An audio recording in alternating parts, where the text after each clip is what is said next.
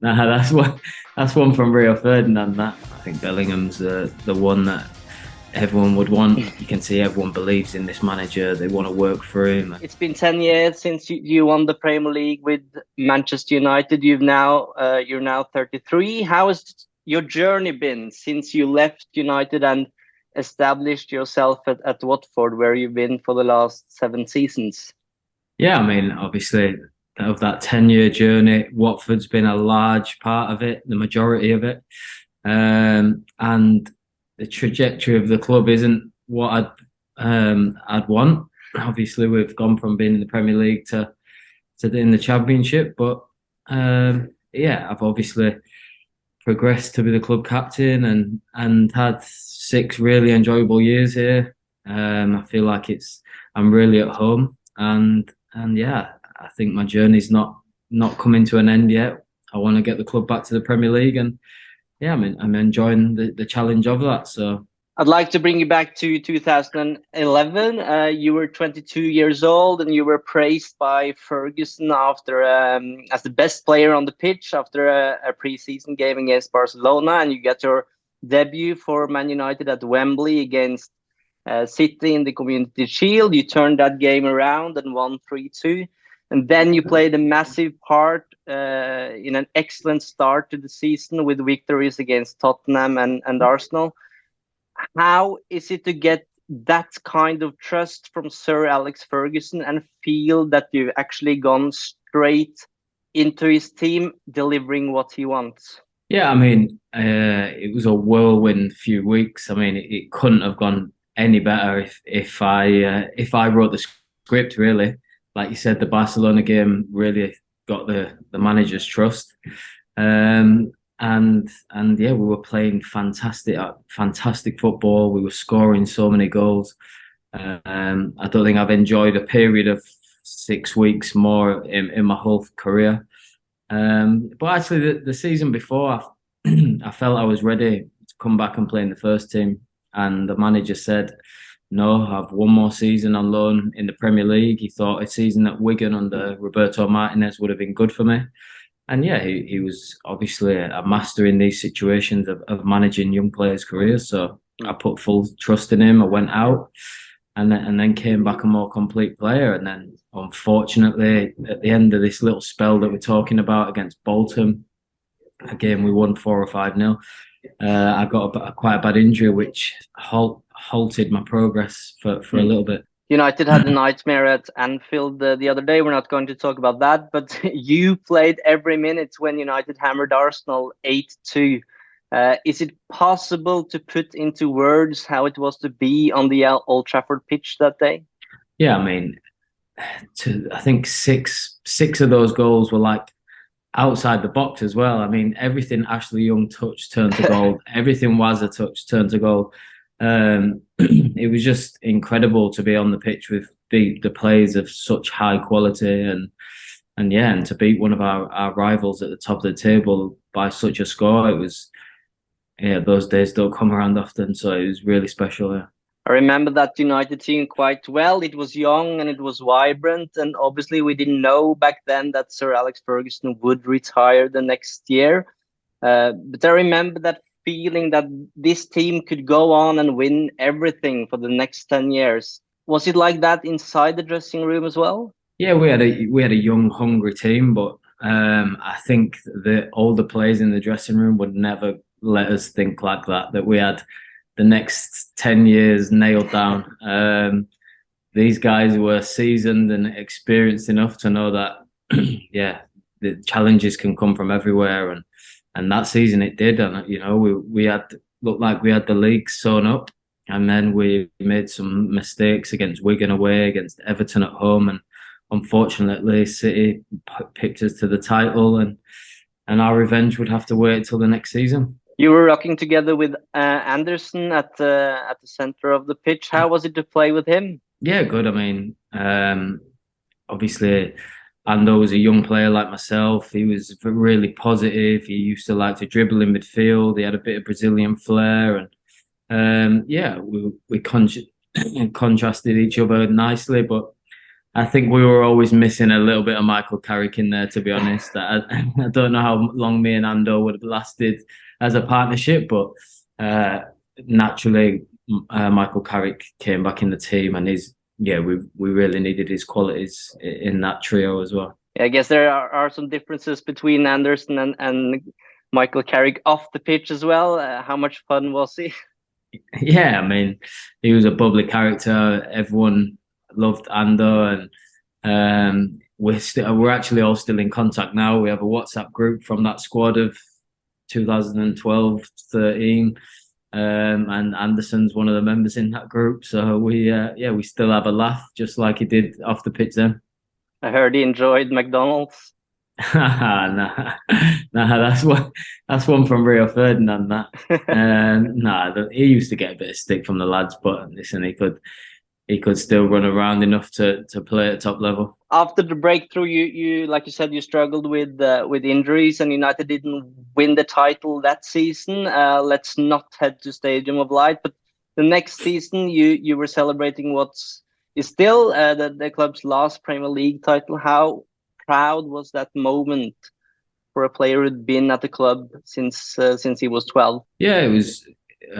Obviously, looking back, I probably get more proud than I was at the time. It's quite easy to fall in the trap when you're at United and they're competing for trophies every year to think, okay, we've won the league, but we have to think about next year now, and we need to be in the hunt for more titles. So you probably don't enjoy, or you're not feeling so proud as you should do in the moment, because it just felt normal at the biggest club in the world to be doing this. So I probably look back with more pride now. But that I played a big part in that, and yeah, that season I think we might have even lost the first game, Everton away maybe, but then that was Robin's debut, and I think we all started to learn quickly that we had a serious striker on our hands to help us win the title. Yeah, let's head to the $1 million question. When will Man United win the league again? Listen, it's going to be tough. I think the introduction of Arsenal and Arteta is probably a challenge that no one's expecting. But I think when Pep leaves Man City, the challenge will become a lot easier. And he's done five years there now or something, and I can't see that lasting another 5 years. So I certainly think in the next 5 years you can see Man United being serious title contenders and hopefully winning one. If I'm not mistaken, you've been watching Ten Hag's team with the United fans on the stands. Yeah, I did one game at Crystal Palace, probably not their best performance to go and watch. But yeah, I like the style of play. I love watching players, especially Casemiro. And yeah, I wanted to see up close to the team, even the preparation before the game and stuff. And yeah, it was nice evening. Are you impressed with what Ten Hag has achieved so far? Yeah, and also to get the respect of the players as well. It was clear that the players were probably not working as hard for each other as possibly can, or but now everyone, you can see everyone believes in this manager. They want to work for him, and it's been really impressive to watch in such a short space of time. They've won a trophy. They've cemented themselves in the top four, and certainly in the hunt for two more trophies from now to the end of the season. So we're really successful first season for Ten Hag. Yeah. What do you think is the biggest difference Erik Ten Hag has made in that dressing room after all these years of failure? He just seems to bring an intensity. You're in, as a player, you know when you're in the presence of someone who is really demanding. He wants high standards on and off the pitch. He grabs your attention, and you believe in every word he's saying. And even though I'm not on the inside of that dressing room, that's what it looks like from the outside. And yeah, he looks a very demanding manager, and he looks Mm. he looks like we can really build our future around him. In terms of the player that you are, Tom, I guess you approve his kind of football. Yeah, I love it. Yeah, it's high intensity. It's on the front foot. It's uh, high press when they can, um, and yeah, it's really some great signings with Martinez and Casemiro and Ericsson before he got injured, and Mm. it's yeah, I love watching their midfield with Bruno. I'm really pleased that Fred is coming good, and yeah, it's a good midfield to watch. Yeah, the midfield has obviously been a debate since you left the club. What's your thoughts now on Casemiro, Ericsson, and Fred, as you mentioned there? Yeah, I think there's a lot of there's a good balance in the team now. We have that one defensive player who's world class, as well as Bruno, Fred, Ericsson, Tomine to come on. But yeah, the balance between being defensively solid and creativity seems to be there now, and Mm. I think the problem's been solved, and Casemiro's been a massive part of that. Do you think Fred is an underrated player among the fans and pundits?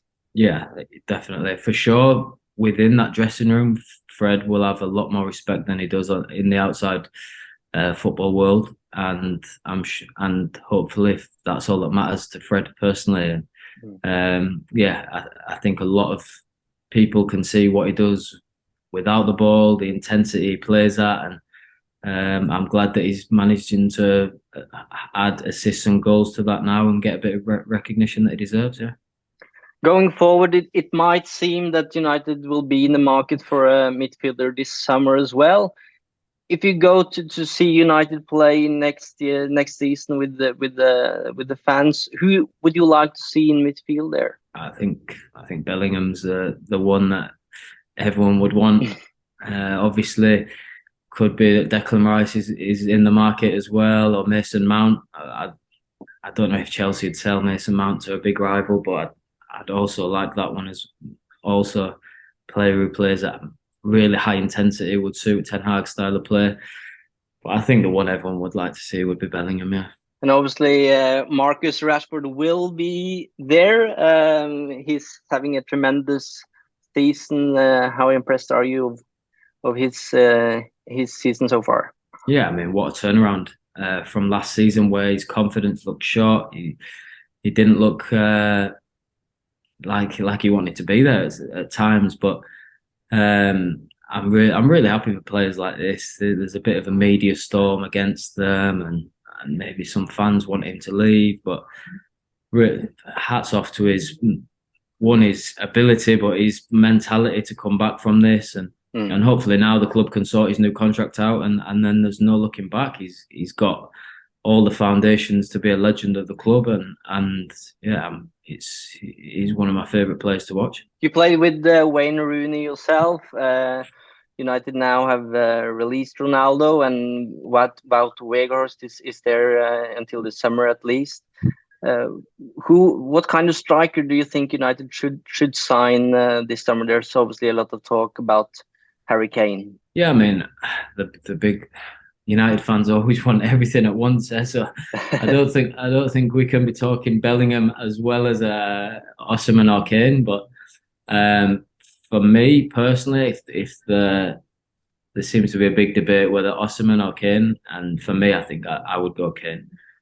He guarantees goals in this country. It might not be as long a term fix as Osimhen, but he's so proven in this country that I think it would take United to the next level. And I'm a massive Harry Kane fan. You left United in 24-15, was that? Yeah. We've heard some stories about rather sad departures from the club at that time. How was it for you to leave your childhood club? Yeah, I mean, I felt like it came to a natural end at the time. I think players always want honesty from the managers, and Van Gaal called me into his office and said, "We're signing 2 midfielders this week, so your opportunities are going to be limited, and I'm giving you time to find another club." I said, "Fine." I didn't feel sorry for myself. I didn't think, "Oh, I've been here since 12 years old." Like, you can't treat me this way. Mm. I respected his honesty, and I thought, yep, okay, this is the end, and I need to progress my career somewhere else. And yeah, I didn't really look back with too much sadness. And Mm. yeah, I think I said in a podcast not too long ago, maybe one day I'll go back to the club in a coaching role or a scouting role, and yeah, I don't feel like my journey with the club is finished yet. Could you see yourself coming back to the club, for instance, with the academy at first, or something like Darren Fletcher have done? Yeah, definitely. I mean, I think when you grow up, well, I spent 12 till 24, 25. Yeah, it's more than a third of my life in within the system of Manchester United. So when the values and beliefs are so deep embedded in you, I think it's hard not to one day want to go back and reignite that fire that I have for the club. And yeah, I'd love that to be in a coaching role. And like I said, I'm doing my licenses now, and yeah, everyone has dreams as young players of playing for Man United, and that would be the same for me as a coach. Let's hope we get to see you back at Carrington at some point. Tom, thank you so much for your time, and perhaps we'll see both Bellingham and Kane when you watch United next season. I think that's wishful thinking, but yeah, we'd all love to see it.